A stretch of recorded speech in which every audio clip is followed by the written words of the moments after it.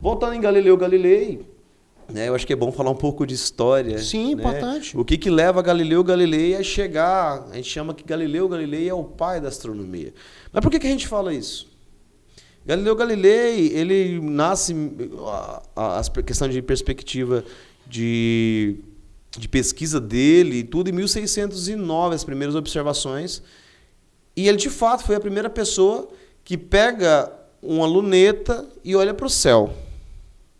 Só que a luneta não foi ele que inventou, já existiam as grandes navegações, o Brasil já tinha sido descoberto em 1500, então já tinha aí 109, 110 anos que o Brasil já tinha, os portugueses tinham chegado por aqui, já usava esse tipo de equipamento. Mas o que levou Galileu Galilei a fazer isso? Para fazer isso, a gente precisa voltar alguns anos. A gente precisa voltar ali por volta de 1494. Falar um pouquinho de história. História da Igreja Católica. Né?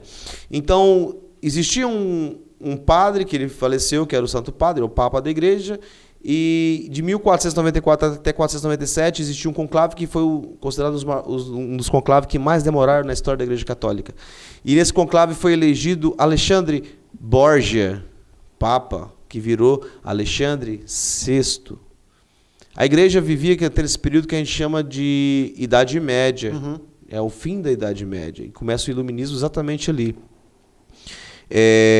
Alexandre Borgia foi considerado um papa extremamente corrupto em vários aspectos, dos quais o conclave demorou muito, exatamente porque não conseguia a maioria dos 2/3 dos votos para se eleger, e ele começou a vender doar terras cismarias para os cardeais que votassem nele, para ele ser eleito papa. Porque o papa naquela época era absolutista, imagina, no contexto de 1500, na Idade Média, então tudo que o papa falava, ele era o representante de Deus. Isso. Né? Só que Alexandre Borgia, ele era um cara, como eu disse, muito corrupto e tinha 6 filhos. É estranho pensar que um papa tem filho, né? Porque a igreja tem toda a questão do celibato, mas de fato ele tinha 6 filhos e tinha um rapazinho chamado Giordani Bruno, que era um dos filhos dele, que ele bota... Giordani Borgia, que ele bota como cardeal da Igreja Católica. Em 1508, Giordani Borgia mata o próprio pai envenenado. Cara, tá parecendo... Parece novela, né? Não, tá parecendo aquele programa do SBT, né? Casos de família, né? Exato, Então, Giordani... Só que em nível Vaticano, né? Exato, o nível Vaticano, escândalo, papoca pra todo lado, do próprio filho que o pai papa tinha nomeado cardeal, mata ele envenenado. É eleito um novo papa. 1517 aparece Martinho Lutero. Ele não teria dificuldade de chamar o pai dele, não, né? Era meio complexo, ainda mais representante assim, de Deus. Papa, né? Ainda mais um representante de Deus. Aí aparece Martinho Lutero em 1517, nesse contexto todo, Leão IX, que vem em seguida, não consegue controlar a Igreja Católica, e Henrique VIII na Inglaterra estava com problema, já tinha matado 3 mulheres, não queria matar a 4ª, porque ele gostava dessa 4ª, e o Martinho Lutero, acelerando bem a história aqui, né?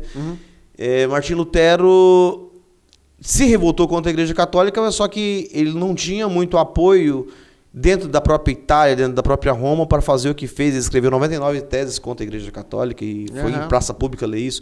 Só que para ele fazer isso, ele teve que ter um apoio muito importante, que foi de Henrique VIII na Inglaterra. Né? Então, Henrique VIII na Inglaterra, ele apoia, dá o divórcio para ele em troca desse apoio. Martinho Lutero rompe com a Igreja Católica e funda a igreja que a gente conhece como Igreja Anglicana na Inglaterra, que é a igreja até hoje dos monarcas britânicos. Nesse processo todo, a igreja é enfraquecida. Ela abre portas para o pensamento. Nasce Leonardo da Vinci, nasce Rafael, nasce toda essa parte que a gente conhece como Renascimento. E não ficou para trás só a questão das artes. Veio junto a ciência. Então, aparece um rapazinho escondido que pegou as ideias de um outro, de Eratóstenes, de 2.300 anos antes da era cristã, que falava que a Terra não era plana, que nós não era o centro de nada. Nicolau Copérnico. O Copérnico, né? Exato. Então, ele aparece e reescreve tudo isso. né, aproveitou essa vibe que a igreja estava extremamente fragilizada, que tinha jogado tudo para cima, e vai lá... essa, né? E ele escreve um livro e publica o livro em maio de 1543. Desculpa, abril de 1543. E ele morre em maio de 1543. Ou seja, ele não teve... pouquinho tempo depois. Um mês. Foram 30 e poucos dias depois. Acidente de trabalho? Não sei. A gente está num contexto da onde a Inquisição da igreja era muito forte ainda. Um veneninho ali, talvez no chá. De leve. Talvez mudasse a coisa ali. A gente não sabe exatamente o que poderia acontecer. E esses livros, por nossa sorte, não foram queimados. Foram para a Biblioteca Secreta do Vaticano. Chegou em 1570 e alguma coisa, 72, 73, um rapaz muito importante nesse contexto todo, chamado Giordano Bruno. Giordano Bruno. Frade, sobrinho do Papa. Ele vai e acha esses manuscritos de Copérnico dentro das bibliotecas. Ele tinha acesso, ele era frade da Igreja Católica. O Giordano Bruno não é, eventualmente, o acriano que sumiu? Você lembra da história do acriano que Já vi sumiu? falar nessa história. Sabe dessa, né, Wesley?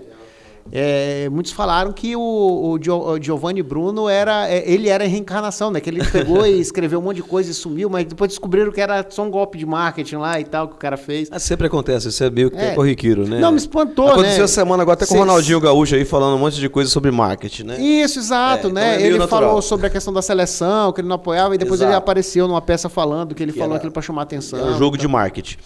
Então, Giordano Bruno aparece em 1570 e alguma coisa, resgata as ideias de Copérnico e fala, pô, isso aqui tá certo.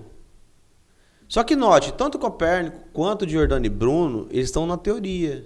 Eu tô fazendo essa ponte toda para voltar lá em Galilei, né? A Inquisição por Urbano VIII, que era o Papa da época, tentava reorganizar a igreja num aspecto que tentar voltar... A repressão. Repressão para tentar isso. Volta a Era das Bruxas, aparece Sailing ali. Tá tudo nesse contexto. Joana Dark... Tá com saudade de queimar a galerinha. Exatamente. Então tá tudo próximo ali. E assim, a Inquisição da Igreja Católica, o jeito de se fazer, como fez na época, era perseguir, matar. Tanto que teve as cruzadas, tudo aconteceu nesse contexto. E o que fizeram? Mandaram... Como o Giordano Bruno era um cara muito próximo do Papa, ele falou assim, retrata, vai lá em praça pública e fala tudo que você falou, tá mentira, é uma heresia. Aí o Urbano VIII, ele manda matar Giordano Bruno, só que ele morre antes da execução da pena. Passa 3 papas, até chegar no dia 18 de fevereiro de 1603, com o Papa Leão XI. Esse Papa era chamado Papa Mão de Ferro. E chegou no Giordano Bruno e foi papo reto, aquela história. Ei, mano, vem cá, senta aqui do meu lado, papo reto, nós dois aqui agora. Cola aí. Cola aqui, mano. Ó, tu falou um monte de besteira, tu falou que Roma não é mais o centro do universo, porque a história Roma tá desenhada no centro do mundo, né? Qual é a tua, meu irmão? Exato. Pô, qual que é a tua, mano? Tu quer tirar do meu umbigo aqui que o Papa não é mais o centro do universo? Então vamos fazer a seguinte coisa, macho. Tu vai lá na praça, no Capitólio de Roma, vai falar... que tudo tá errado. Ele não, beleza, fechado. Eu fico imaginando esse bate-papo, né? A época, né? E sim. O Papa chegando pro cara, pô, meu irmão, quer cagar o rolê? Que é isso, pô? Né? Já pensou, Wesley? A contextualização do, né? Com certeza ele chegou falando um monte de palavrão. E a gente... Tá maluco, meu irmão? Porque na história a gente... Tem até uma música do Leone, né? O que fica na fotografia são só momentos bonitos. E o que a gente retrata normalmente, os historiadores têm muito cuidado em colocar o que é real. Exato. É igual a gente escreve artigo o tempo todo, escreve livro, essas coisas todas, e a gente não fala besteira aqui. A gente pode até falar um papo descontraído, falar até algum palavrão, uma coisa até que meio que natural. Natural até do ser humano. Eu imagino de fato que a conversa entre o Papa e Giordano Bruno ali em fevereiro de 1603 não foi muito agradável. Eu acho que ouviu muitos xingamentos, inclusive chamando ele de filho de alguma coisa. Né? Então acho que foi um papo bem papo reto mesmo. Ei, mano, vem cá, senta aqui, qual que é a tua, né? E Giordano Bruno acertou com o Papa, não... Pode crer, mano. Eu vou lá, vou em praça pública, vou retratar, vou escrever. E ele chegou em praça pública e fez tudo ao contrário. Entendeu? Ele foi lá e pregou por A e por B porque ele estava certo. No mesmo momento, ele é executado, dia 18 de fevereiro de Cara, 1603. o maluco é brabo, né? Sim, o cara era. Ele vai falar assim, tinha culhões grandes. Uhum. Ele, tipo assim, então ele segurou o rolê. Né? Então ele sustentou o que ele falava. Então isso foi interessante. Nesse contexto tudo, lá na Holanda, tinha aparecido já Tycho Brahe, que estava estudando astronomia, aparece Johannes Kepler, fazendo algumas contas. Então a gente nasce como o primeiro astrofísico. O que é astrofísica? É o astrônomo que faz conta. Porque o astrônomo, só o astrônomo, que o papel que em geral a gente faz, ele é observacional. Entendi. A gente vai para o céu, faz anotações, né? E isso é astronomia. É uma astronomia observacional. Contemplação, né? Contemplação. Exato. Né? Então é você, igual os antigos egípcios faziam, ia no céu, fazia desenho, a gente tem os signos astrais, tudo nesse contexto, ele vem por observações, é astronômicas essas observações.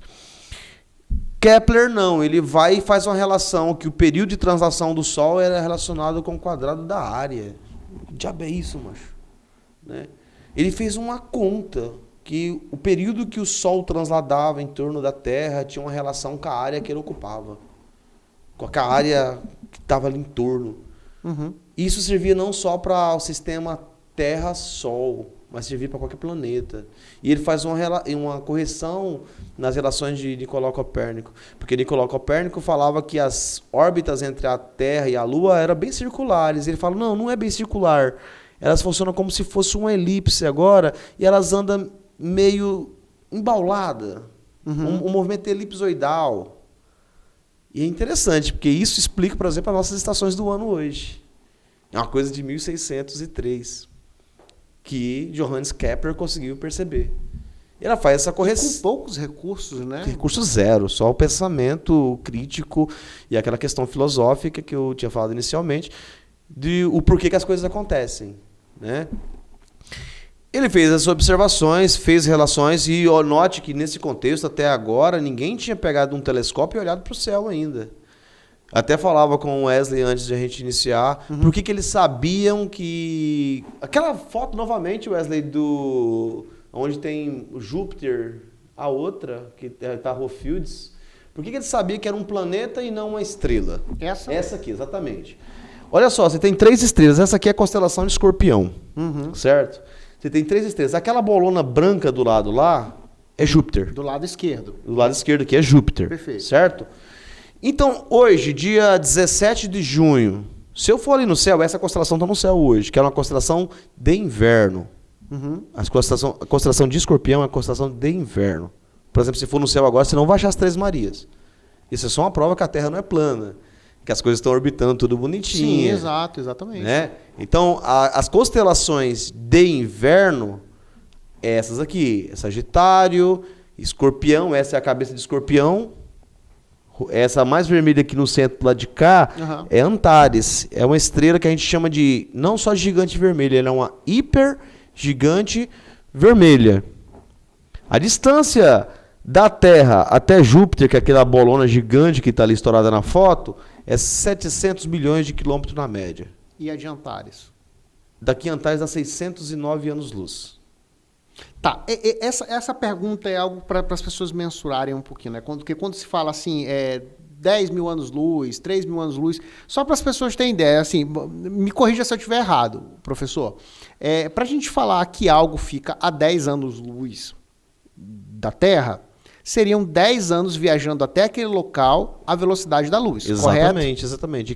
Ou seja, 398 mil quilômetros por segundo. 299.300 quebrados. Aproxima, a gente arredonda 300 mil quilômetros por segundo. Exatamente. Daria 7 voltas e meia na Terra. O teu Peugeot 206, como é que tá de velocidade? Já pegou quanto? Em 2 dias. Então é assim. Pô, ele ajeitou o carro. Eu uso o Peugeot também, professor. Um dia e meio. Então, assim. Só que a velocidade da luz ela é inalcançável para a matéria que tenha massa. Ah, sim. Exato. Esse conceito foi elevado pelo Albert Einstein. Pelo Einstein, né? Isso.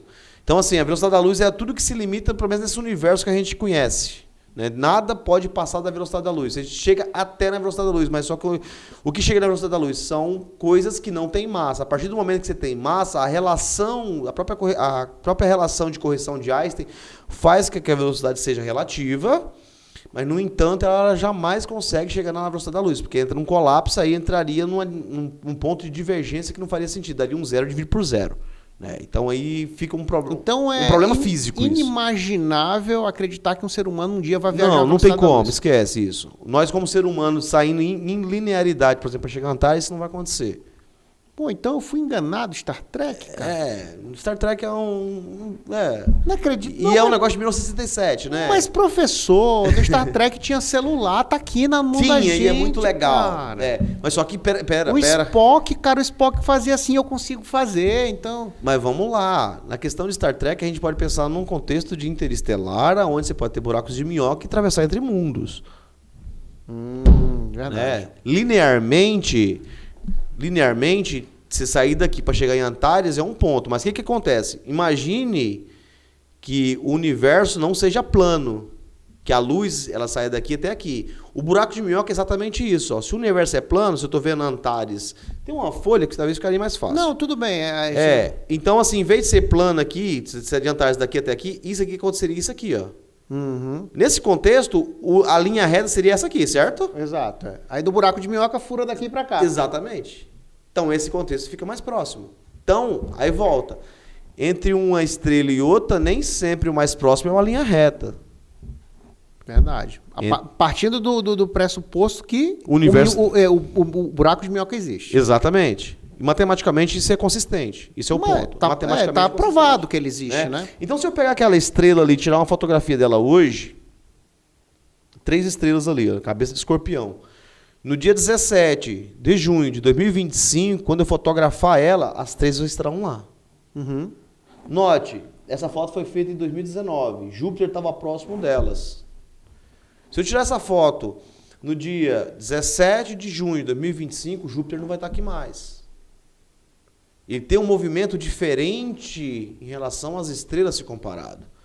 Por isso que o nome planeta vem de estrela errante.